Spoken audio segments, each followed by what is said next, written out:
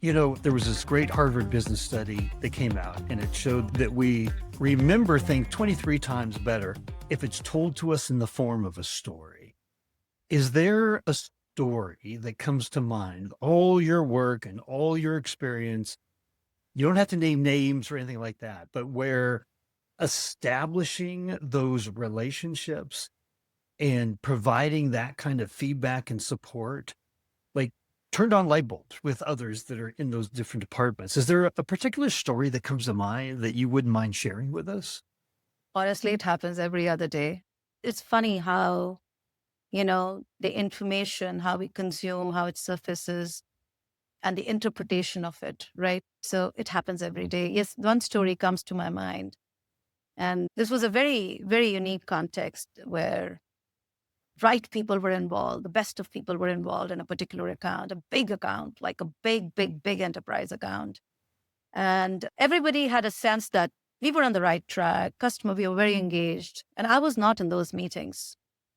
But reading what I was reading, my intuition was telling me something's going to go wrong in this account. So naturally, I was highlighting it as a very critical account, while rest of the organization and my friends were saying that this is going to be okay because we are very involved. So I kind of escalated it to my CEO saying, hey, I'm reading something really bad here. I have a feeling we're going to lose this account. We're going to lose this business. And my CEO told me that he said, okay, he met me for 15 minutes and I took him through all that. And he said, you know what, Sanjeet, something is odd. I would like to believe you, but I think you're kind of exaggerating this context. He said that to me and he was a big fan of mine. But that was a sense because he had just met the sales guy and sales guy had told him that everything was okay and everything was all right.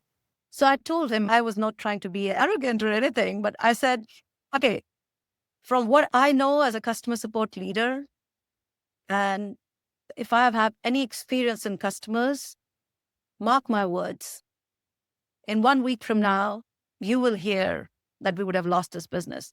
And he said, how do you know? You're not in those meetings. There are other people. Because before that, I also had a 2 hour call somewhere where this person told me that I had no clue. Another person told me I had no clue. This was a product management team. And they said they had no clue because they were involved in it, whatever. In 2 days, the letter came.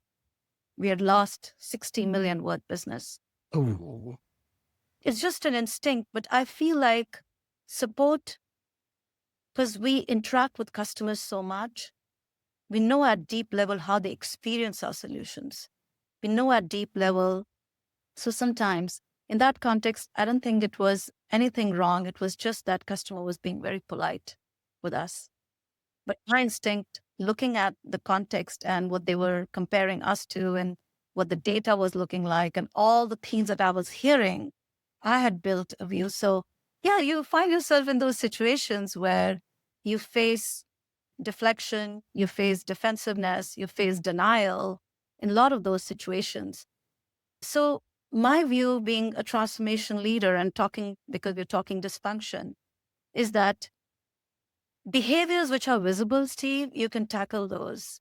The dangerous behaviors are the ones which are passive resistance, people nodding in the meeting, saying all the yes things, and then going out and undermining the change. So behaviors at the end of it and understanding of different people's different contexts can sometimes harm the business. So therefore, there is a need for us to challenge each other a lot. You and I can be friends with constructive confrontation because we should always bring data and not emotions to the conversation. So as support, if we could leave the anecdotal part and bring data to conversations and drive those conversations based on data, I think we can have more really good conversations. And we need to get away from the culture of just tiptoeing around people. I would say support can play a very powerful role in assessing. And, if you're wrong, good for the business. I'm wrong. My instinct was wrong. I'll save the account. But if my instinct was right and I'm being super vigilant and I'm being brutal in our assessment, I think it serves the business right. We should encourage that kind of engagement in an organization.